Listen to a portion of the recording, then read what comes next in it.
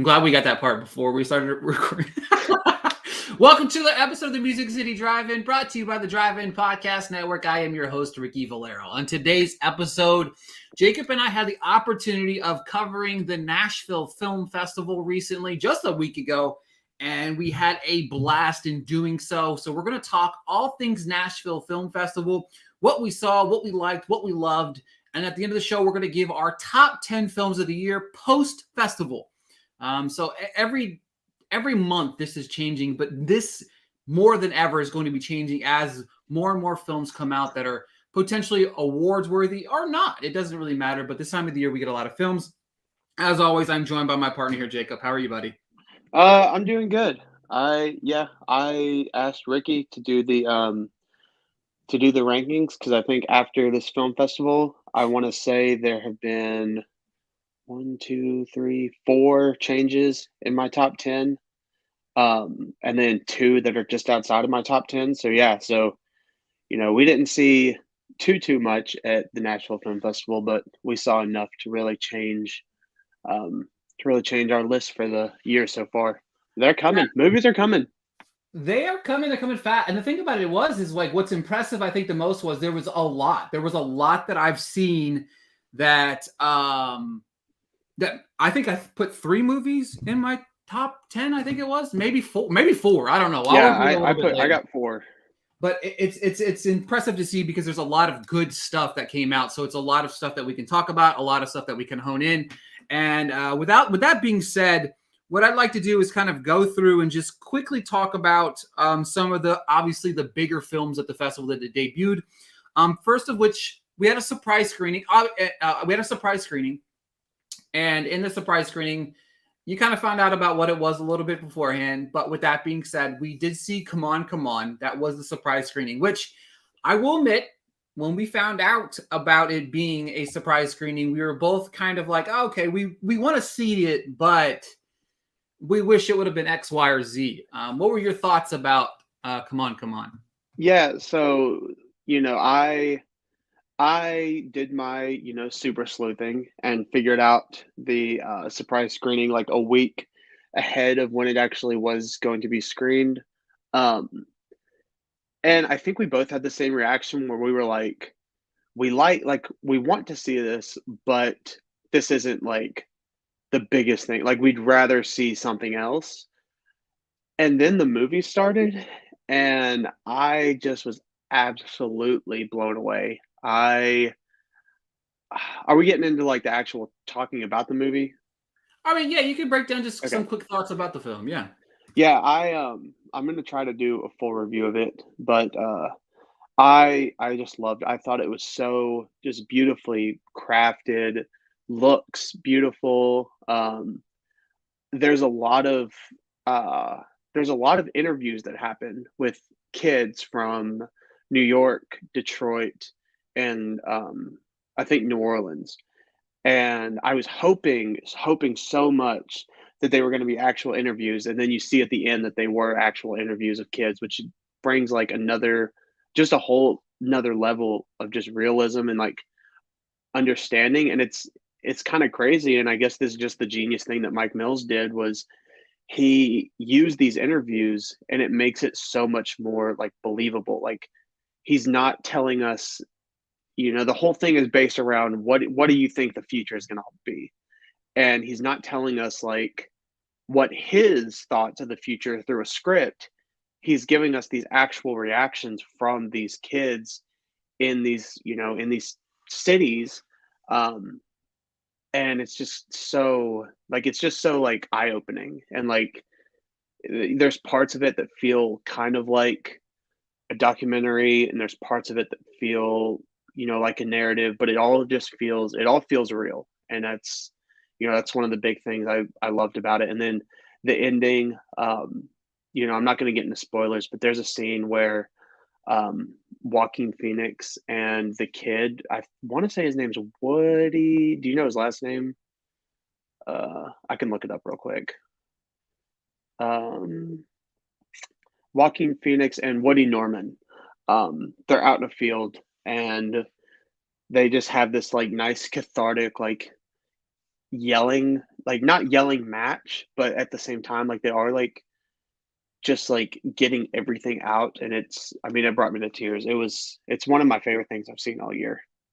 Yeah, it's beautifully structured in a way that I really liked. My review is up over the NashvilleNoise.com. All my festival oriented stuff can be found over there. But I love this movie so much. I'm so glad it was a surprise screening because it just blew me away. And how he intertwines these real stories with the story that he's trying to tell is breathtaking, because you really have a grounded Phoenix performance that I don't think we've ever really seen from him before.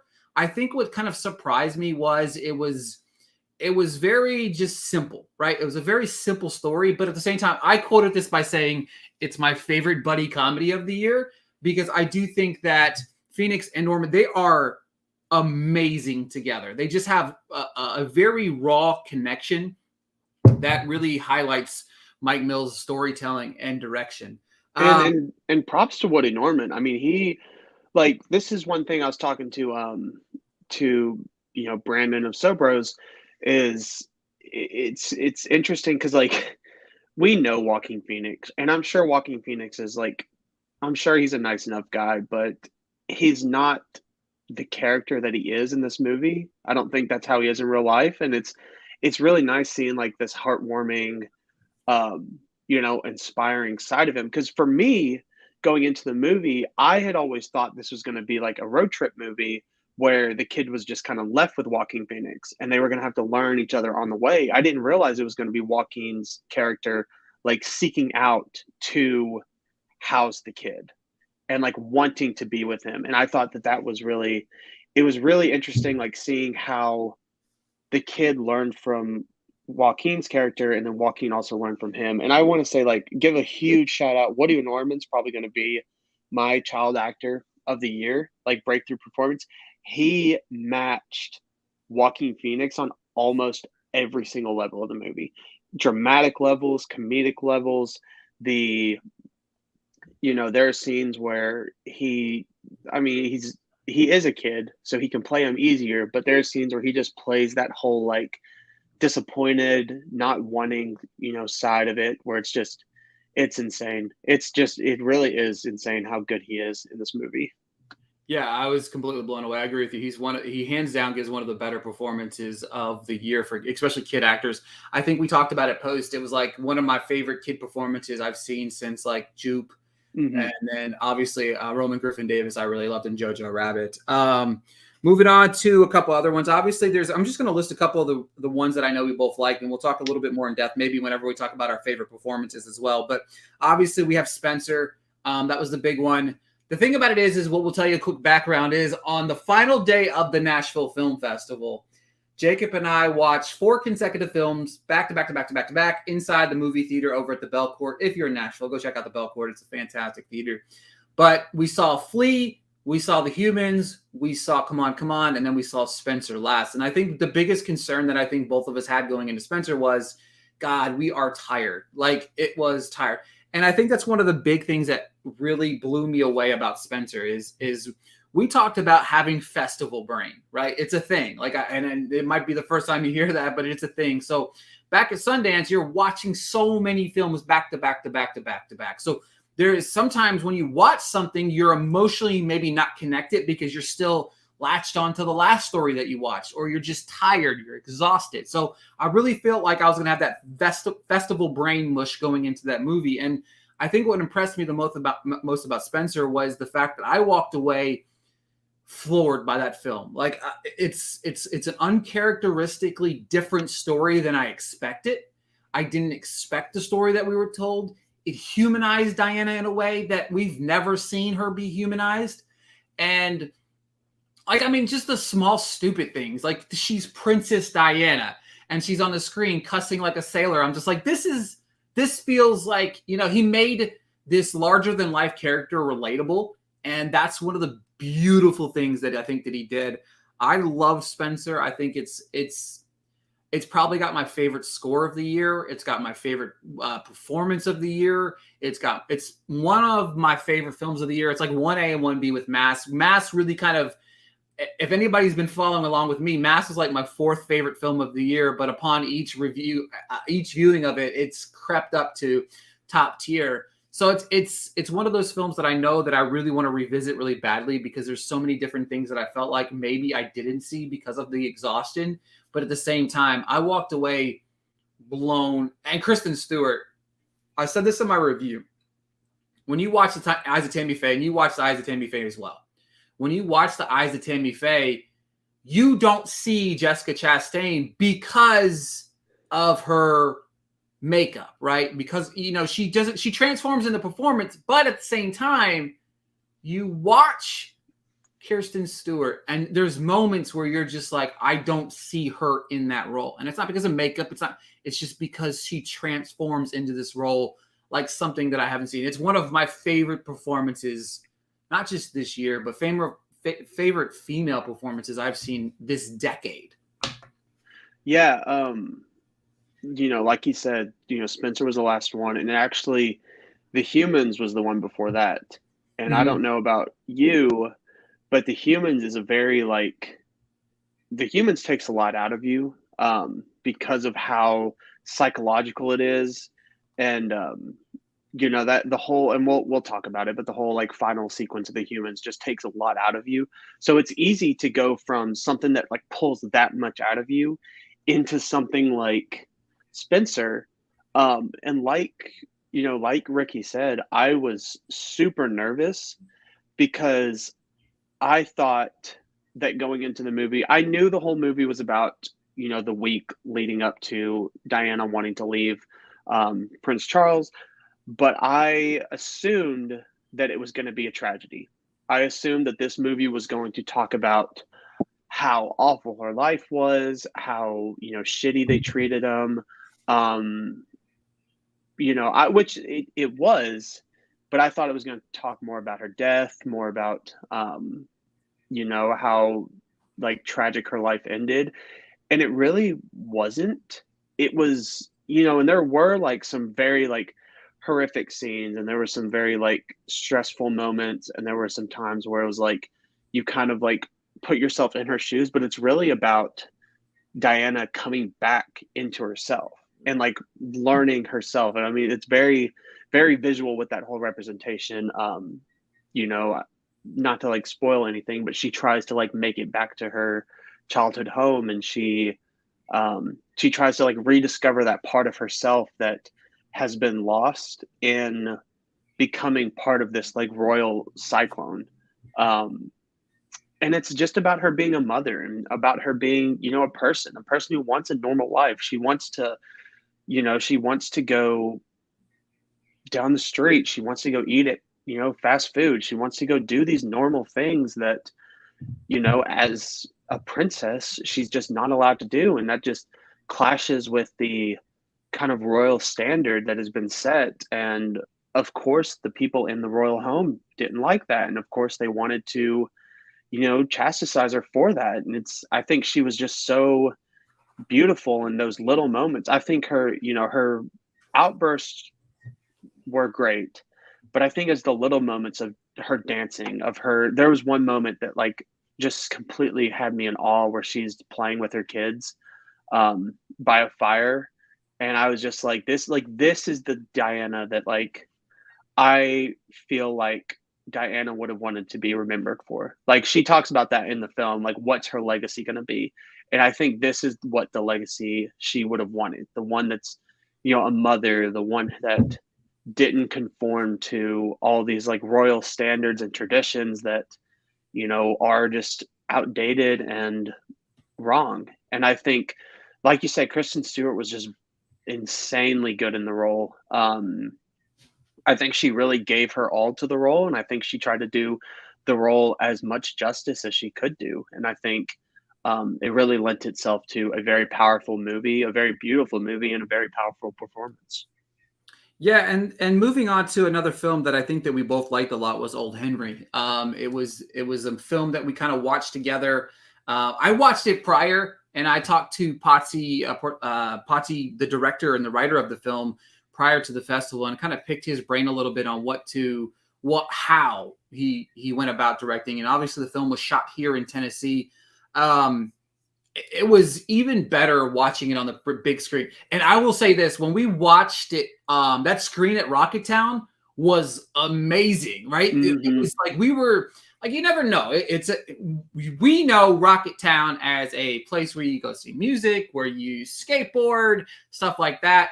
I never kind of anticipated it being the type of film that we got to see, like this, right? You know what I mean? It was kind of blowing away. But Old Henry had a phenomenal performance from Tim Blake Nelson. I am not necessarily the greatest when it comes to Westerns. You know what I mean? Westerns are okay. But if they're done great, I love it, right? You know what I mean? And Old Henry was that. I was very anxious to see this film because we saw it together. I was very anxious because I had already seen it. And we always have this thing between the two of us where we see a film that we really, really, really like, and we really kind of hope that the other really likes it as well. I mean, it's just something that we do. And oftentimes, most times I say we're on the same page about, 75% of the time.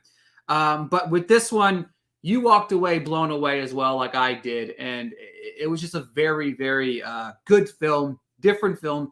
Support this independent film. It's available right now on VOD. I saw it skyrocketing up the charts right now on the iTunes store. I think it actually passed Free Guy now as far as purchases and stuff like that, which is amazing. So I'm super happy for everybody over there. Any quick thoughts on Old Henry? Yeah, no, I just want to reiterate, like Nashville Film Festival, I love you. Those seats were terrible. But you made up for it with that screen. There were literally moments I turned to Ricky and I was like, this looks like a hologram. It does. And Old Henry, I wish it would have been the opener. It was gorgeously shot. I mean, it looked so beautiful and it really highlighted like the Tennessee wilderness so well. Even just from the opening scene, like it just got you into the action so fast and so powerfully. And I think Tim Blake Nelson is he might be one of the best character actors working, and this kind of showed that he could be, a leading role. Like he can command a movie, and I think he did so well. I love the twist. I thought the twist was amazing. The action was so good. They didn't overload it and make it a Tarantino type of, kill fest, and they didn't, skimp out on anything. They showed the bullet wounds. They showed, the fighting, the killing. Is like they really like went all out and showed it, and it was so self-contained in this small little like just around this one house, but it felt so big and it felt like such a big movie and such a like a grand western. And I'm the same as Ricky. I'm not the biggest fan of westerns. There's been a few throughout the years. This is easily the best western that I've seen, maybe since Hell or High Water in 2016. Even if you can count that as a true western, it might be more like a crime movie. But yeah, I think it was a good movie itself, but then the score, the cinematography, the performances, they all just elevate it so much. And I loved it. I thought it was a very, very good movie. Yeah, John Matsiak, I'm sure I butchered that name, but it was a cinematographer on it, and he was phenomenal. Like that cinematography. It's the thing about it is bringing that era was not easy either. You know what I mean? Like it just, you're reliving this very early 1900s. Like there's like 1906 or something like that. Like you're bringing this era to life, and then Jordan Lenning's score. The whole build was phenomenal. It was intense. Like leading up to, when we turned Tim Blake Nelson into John Wick, it was just badass. And I loved, and you're right, like the action was great because Tim Blake Nelson, and it's not spoiling anything, but like when the shootout happens, he takes a couple shots. You know what I mean? God forbid our guy who's getting shot at by 6 different guys actually gets shot at. You know what I mean? Like that's one of the things. It's just little things. And I love. I can't. People say the the most like unrecognizable performance. Trace Atkins, the most unrecognizable performance of the year. I was in shock. I texted Ricky after and I was like, was that fucking Trace Atkins? Um when he I still can't believe you didn't realize that was him. I had no idea. I literally had no clue until I went and looked at the IMDb to do my review. No idea. Yeah, You texted that me was and I was just like, yeah, like that's had him. no Like, just was so blown away. But he was good. When the scene where he said like something like you're in for a world of trouble. I was like, okay, this better be what I hope it's gonna be. And it was. It was a great movie, I think. Especially for this being like a true I know Potsy did a movie, 10 years ago, but for this to be like one of the true like breakthrough type of directing, I thought it was like a fantastic start. I really cannot wait to see what he does, and hopefully he uses Tennessee more. I mean, Ricky and I talk about it all the time. Nashville and Tennessee itself is such a big market, that's kind of got a lot of untapped potential, and using Nashville or well, yeah, using Nashville, but using Tennessee itself in such a beautiful way, I think could be he could be one of the pioneers for film in Tennessee. I absolutely agree. I love that film and I can't wait to talk about it more. It's definitely going to be something that I talk about a lot towards the end of the year on my end of the year rankings. I can foresee that still sticking around for me, especially cinematography and score wise. But if we're looking at like a solid first feature, like you said, I mean, he did direct something a long time ago, but this is like a real authentic first feature for him. All right, so best performances. We're going to blend everybody together here. We're going to give our top 3 performances of the festival. Jacob, I'll let you kick us off with your 3. Okay, my top 3. This is male and female, right? We're not like splitting it Yeah, up. blending them together. So my number 1, I'd have to go. Okay, so my number 1, I'd probably have to go Kristen Stewart from Spencer.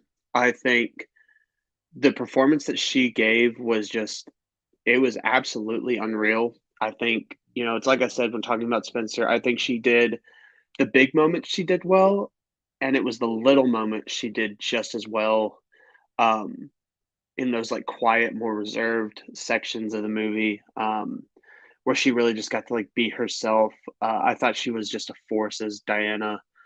My second is gonna be Richard Jenkins from The Humans. I It's funny because, like, for me growing up, I grew up in a time where, like, Step Brothers was middle school humor for me.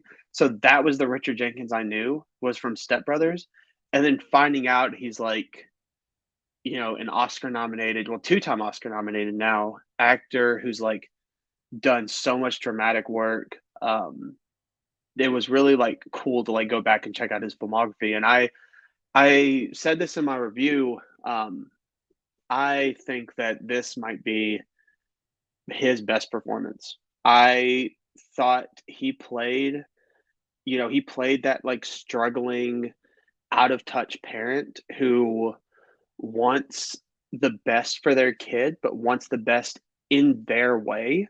I thought he played that so well. And then I thought he played, a character who kind of, is in a room and can see his future, can see his mom's dementia and can see how far gone she is and can see that that's the future that he has coming for him. And I think he talked in the movie about how many more moments of this is he even going to remember before he starts forgetting. And it's just kind of like it is kind of like that insane sort of you know, multi-layered performance where he's still trying to be this force in his children's life, but he also doesn't know how to be. Um, and I think there's a lot more similarities, and I hate like comparing it because they're both plays and they're both first time directors, yada yada yada.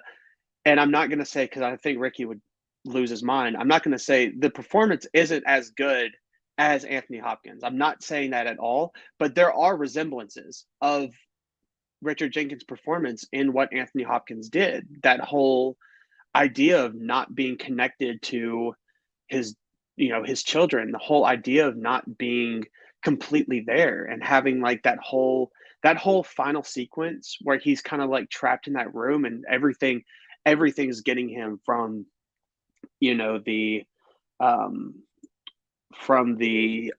trash compactor, from the radiator, from the people upstairs. Everything is like pulling him in different directions, and he just has this kind of like meltdown of a moment. And it's just, oh, I just felt so much with him. And I thought he did such a good job. I thought he was just phenomenal in the movie, and he's one of my favorite performances of the year. Um, Period. I think The Humans is such a phenomenal movie. If you want, you can go check out my review. Um, but it's just, I think The Humans is just so superbly crafted. One of the most visual, like visual storytelling movies I've ever seen. I loved his performance in that. And then my third, I might have to go. I love Jane Howdyshell in The Humans. I want to give her a little shout out. I thought her and Richard Jenkins played a perfect yin and yang. But I'm going to go Joaquin Phoenix for Come On, Come On. I thought it was very much more a her performance than a Joker, which was really nice. It was very much a that kind of like heartfelt, like almost like, a dad, like wanting to be there for a child and learning the life through a child's eyes. I thought it was just a beautiful exploration of I thought it was a beautiful exploration of that, and I thought it was a beautiful understanding. And it's just nice seeing that kind of like more heartwarming side of Joaquin Phoenix.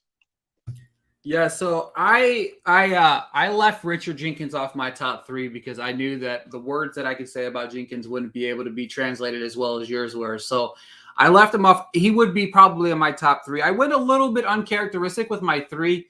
I thought you were going to go here, but you didn't. So I'm going to go here. I'm going to go Woody Norman. I'm going to go the opposite of Joaquin. I was hoping you were going to go him. Yeah. So for me, it's a lot of what you said about his performance. But again, I think Joaquin Phoenix, what he brilliantly shows is his range, right? He has unbelievable range within his acting. I mean, you look at the Joker, controversial or not, whatever you want to look at. You look at the Joker, you look at Walk the Line, you look at The Mask, you look at The Gladiator, and you look at and even look at Her. You see a lot of different performances from this man. And I don't think, personally, and I'd have to go back and kind of look at his filmography completely, but I don't think I've ever seen Joaquin this grounded and this, I guess the word would be raw. Like, I know he's this big advocate, but he's very, even if you look at whenever he accepted his Oscar, he's very soft-spoken. He doesn't want the limelight. He doesn't want people around. So you're right. It's you see a fun-loving side of Phoenix that maybe only people around Phoenix get, right? You know what I mean? And I think that's what we see in this role of Johnny and him. But Woody Norman, he goes toe to toe with Phoenix like he's been doing this for 30 years. And I think Norman's first performances was 2000, and I think it's 17 when I'm looking real quick, 2017, and apparently broke into 2014. I don't know. But his first performance is, and it really kind of captivated. 2015 was his first role. He's 4 years old. So he's got to be somewhere in the range of 8 to 10 here. And he goes toe to toe with one of the best actors of our generation. Like Joaquin Phoenix, he might not be the best. He's probably top 5, in my opinion, of the last probably 30 years. And I was really blown away by how he was able to stand toe to toe. He was funny. He's charming. The banter back and forth between these two, I loved it. I thought it was great. I love these two together. My number 2 is somebody that you could clearly omit it. And that was Tim Blake Nelson. I'm very upset with you right now for leaving Tim Blake Nelson off of your list. That really hurt my feelings. He was top 5, but we only got 4, so. I'll give you 3, but you just named off like 10. So I'm just Oh kidding. yeah, 3, my bad. Yeah. He was my 5. No, Tim Blake Nelson was fantastic. And again, I wanted to kind of differentiate my list from your list anyway, too. I thought his performance was fantastic. I loved him in it. My number one's Kristen Stewart. I really. I want to differentiate from your list. Number one's the same. Well, I can't change my number one. I couldn't change. I mean, but that should just be a testament to her performance, honestly. It really is. It's one of the best performances I've seen this year. And like I said earlier, it's one of the better performances I've seen in the last decade. She transformed into this role, and I really hope people who continue to doubt how good of an actress she really is. All people see when they look at Kristen Stewart is Twilight, and I hope people watch this performance with an open mind and understanding that Kristen Stewart is a phenomenal actress, and this is only a testament to how amazing she truly is, because it really is one of the better performances I've seen this last decade. She disappears in this role the way that you would want her to. There's so much complexity playing this larger than life character, right? You know what I mean? This is a universally loved person that has been portrayed so many different ways, so many different stories. Just this year alone, you had The Crown, you had the Diana the musical, you've got a TV show I think that's coming out, a documentary. Like, there's so many bits and pieces of Diana that's going around for so many years and so many stories, and it just was beautiful. So Kristen Stewart, hands down, easily the best performance of the festival. Quick shout out before we switch over to the top 10 movies of the year from both of us. Shout out to the entire team at the Nashville Film Festival. This was the smoothest this festival has ran since I've been kind of dealing and being a part of it, but the entire staff was great. Anything that we needed, they were very on top of. They were very communicative whenever we needed them to be. So just a special shout out to them. They worked hard. There were some people that I know there they were there 16, 18 hours, just making sure that, especially us people within the press, that we got accommodated with what we needed to get accommodated with. So I really sent a special shout out to them. Yeah, I want to reiterate everything he said. It was one of those things where before the festival started, they said, tell us what you want. We'll make sure you get it, and they had to deal with, what everyone's dealing with. They had to deal with the looming idea that, COVID could come in and continue to take out, a screening or do something like that. And they, luckily nothing like that happened. They were able to get all the in-person people there. Tim Blake Nelson and Potsy showed up for Old Henry. Stephen Carell showed up to the Humans. He actually sat right in front of us.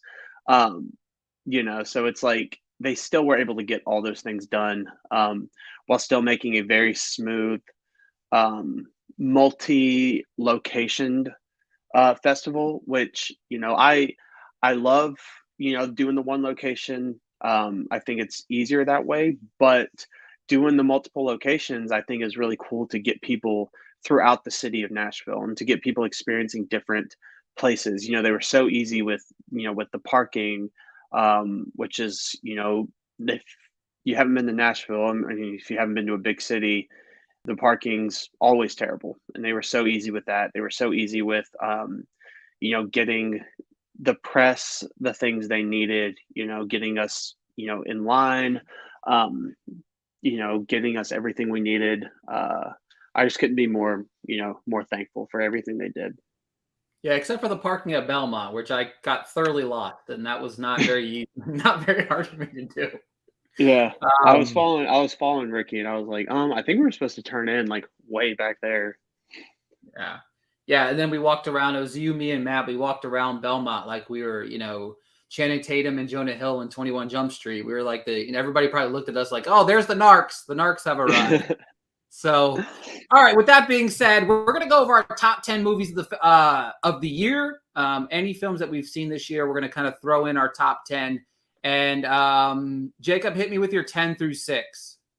So my 10 through 6, my number 10 is a movie that I know Ricky is going to scoff at instantly.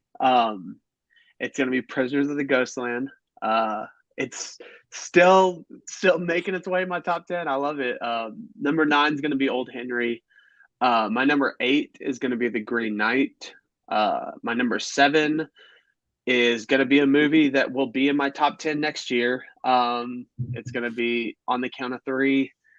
And my number six is a movie that, like, initially I didn't have it in my top 10. And then, like, on my hour drive home, I, like, thought to myself, I was like, what the fuck am I thinking? And had to put it in my top 10, and it's Spencer. My number 10 is The Last Duel. Saw that last week, post festival. I love that movie. I really enjoyed the structure of it, and I love the acting. Jodie Comer's coming for that Oscar nomination, hands down. I'm not gonna lie, I would love to see Ben Affleck get nominated because his performance is really amazing in it. Shiva Baby, another just a amazing film. Everything that I say this every time I talk about Shiva Baby. Everything that they claim that you're supposed to feel during Uncut Gems, I felt through Shiva Baby. Coming in at number, yes, what is it? 10, 9, 8. That's it. Okay, I'm not good with numbers here. Number 8, Funny Face, a movie that you probably never heard of until right this second, most of you. But I will talk about this film until I'm blue in the face. It's one of my favorite movies of the year. It's got some of the best cinematography. It's got the best score. It's got phenomenal acting.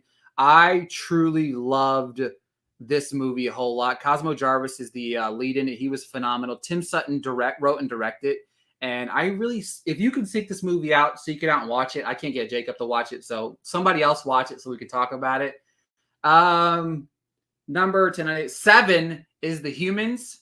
Really good film. Really, really good film. I struggled with my top 5, or actually my 1 and 2, not really, but this, I think my top 8 is strong right now. Very strong top 8, I feel like I have. So, and the number 6 is Old Henry for me as well. So I loved Old Henry. Went in depth about it, but it's a fantastic film. Number 5 for you, sir. 5 through 1. I want to say, after we saw The Humans, for some reason, I just thought Ricky was gonna hate it, and I asked him. I said, "What do you think?" And he, plain face, said it was terrible. And I was like, "Oh, fuck." And I waited, and then I saw him, like, add it out of the corner of my eye into his top 10 of on Letterboxd, and I was like, "Okay, we that's the validation I needed." Um, That was hilarious because, like, you were just not okay with my, and I do that to you far often, but that was I will say this, I was impressed with my ability to keep a straight face, and then I was thoroughly pissed because you were like, "You liar!" I was like, "Oh, yeah. damn." Well, no, it was just like, because, like, there are a lot of times where, like, if he does that, it'll be like there'll be like a snark or like a giggle or something, or like he'll just smile. And it was literally like he seemed pissed off. And I said, "What do you think?" He said, "It was terrible." And then just, like, looked straight forward. And I was like, okay. It's like, damn it. Going into that, my number 5 is The Humans. And I think my through 5 right now, my top 2 are set in stone for the second, but my 3 through 5 are kind of interchangeable, and it will take, like, multiple watchings of my 4 and 5. But my number 5 is The Humans. Um, I think it's just so incredible. I think it's incredibly well made. And like I said, it's one of the best visual storytelling, or some of the best visual storytelling I've ever seen. It really makes you yourself a character, and it also makes, the space in which our actors are, acting, makes that a character as well. I think Karam did so many, like, unconventional things when it came to directing, not showing the people speaking or showing their back, and just showing the reactions of, the other people in the room, crossing the line and doing these different things that, you're not supposed to do. They teach you in film class, you're not supposed to do these things, but he did all of them in such an effective way that created, like, an eerie type of haunting sense. And I also think it's just one of the most real films of the year. I think it's just very honest, and a lot of its conversations and a lot of, like, the stuff they have to say. I mean, at the heart of it, it's a human drama.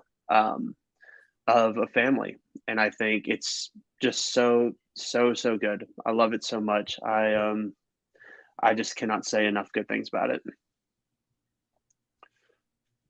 Number four. Oh, Three, sorry. two, one. Yeah.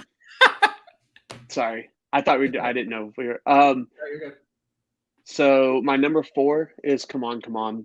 I thought Joaquin Phoenix, Woody, they both phenomenal. The movie made me cry. It made me scared for Joaquin. It just phenomenal movie, phenomenal and beautiful movie. I hope everyone gets a chance to see it. My number 3 is still Coda. Um, it's been it's been just such a you know sunshine ever since I saw it at Sundance. It still one of the most heartwarming films of the year. I'll be quick with my 2. My number 2 is Dear Evan Hansen. Moving on. My number 1, Mass. I mean, it's a masterpiece. It's such a phenomenal movie. It's just top to bottom one of the best made movies of the year. It's one of the best made movies in the past couple of years. Some of the best performances of all time. I really think like Jason Isaacs and Dowd especially give 2 of the best performances of all time. Um, and I think that as more people see it, hopefully it will begin to grow, and I hope that it gets the love that it really deserves. My number 5 is 9 Days. It's been in my top. It's going to be this year's On the Count of Three, because last year it was in my top 10, and then of course they moved the release date to this year. Speaking of On the Count of Three, it's my number 4. Really, I think on the count of three really is my number 3. I think, but just because of the fact that I know it's going to move out of my top 10, it's going to be very easy to move it out. It's going to be heartbreaking because it's one of the better movies that I've seen this year, and I just love that movie, and I really wish I could watch it, because On the Count of Three, if I don't watch, I would say in 10 years that might be one of my most watched repeat films over and over again, because I love it so much. Number 3, Come On, Come On. I love and adore this movie. As Jacob said, I laughed, I cried again, I laughed again. It kind of, some aspects of those kids talking really give you this hope for our future. I really do think that it kind of highlighted some things. It scares the shit out of you in some aspects when some kids talk, but then there's some other kids that talk. It just kind of shows you the rawness and the realness of what society is like right now. Number 2, 1B, 1A, whatever you want to call it, is Spencer. I know somebody said, "Oh my God, how are you going to say it's the best movie of the year, but you don't have it number 1?" And it's honestly like, I really think these two could interchange, but I really take ranking them seriously. I know Jacob and I do. It's a process that we probably spend way too much time on, going back and forth, but it's something that we do take seriously, because it's just, I want to exude how much I love these films. But Spencer is masterclass of just, we didn't even get into the directing of Spencer, really. You know what I mean? Like, we talked about Kristen Stewart. I talked about the cinematography. I talked about the score. It's just a beautiful film. Last, same as you, it's Mass. I've seen Mass 4 times, I think now, and 3 or 4 times now, and it is a masterpiece. It is every sense of the word. It's not just one of the best films of this year. It's one of the best films, I think, of the decade. It's one of the best movies. If I made a top 20 list of movies of all time, Mass would probably be in the top 20. It's that good. It's well shot. It's well directed. The acting just and I wish it's 4 of the best performances you've seen in one film, right? Reed Birney, he might not be as flashy as everybody, but Reed Birney's phenomenal in that film. Like, he doesn't get nearly as much credit because Isaacs takes it up a notch, but that scene between Isaacs and then Bernie kind of gives him that clapback is powerful there. Well, if you don't mind, if I can talk about it for a second, it's because I was listening to an interview, and Reed Birney's performance it's not the most flashy, but it's probably the hardest. Yes, because he's the one. And he said this in an interview. This isn't my words. But he gives the one performance that doesn't. He enters the room and leaves the room as the same person. Yeah. And he's so set in stone in his ideas, in his thoughts, in his feelings towards the whole situation, and he has to play that throughout the entire thing, and he really has to restrain himself from becoming too emotional, from becoming too, outward towards someone because he's so like set in stone in his ideas. And there's not like a villain of the movie, but he is like the foil, like he is the one person who is different, like who doesn't change and who is different. And I think like not a lot of people are talking about Reed Birney, but I think his performance is just as good as everyone else's. I agree. All right, so before we go, real quick, recap your top 10 for everybody. My 10 is Prisoners of the Ghostland, Old Henry, The Green Knight, On the Count of Three, Spencer, The Humans, Come On, Come On, Coda, Dear Evan Hansen, and Mass. My top 10, The Last Duel, Shiva Baby, Funny Face, The Humans, Old Henry, 9 Days, On the Count of Three, Come On, Spencer, and Mass. Guys, we want to thank everybody for listening to another episode of the Music City Drive-In. Thank you for the continued support on the website. You guys don't understand how great it feels that we're getting ready to move into another year of us just creating this brand of the Music City Drive-In. Like it's been amazing. We've added an amazing set of team of writers that have really just come through a lot for us as well.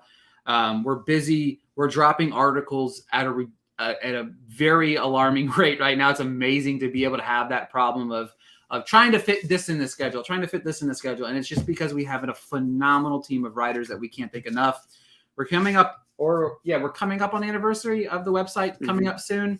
So that's really December. Cool. But yeah, just thank you for the continued support of the site and the show and everything else. And until next time, we'll talk to you guys later.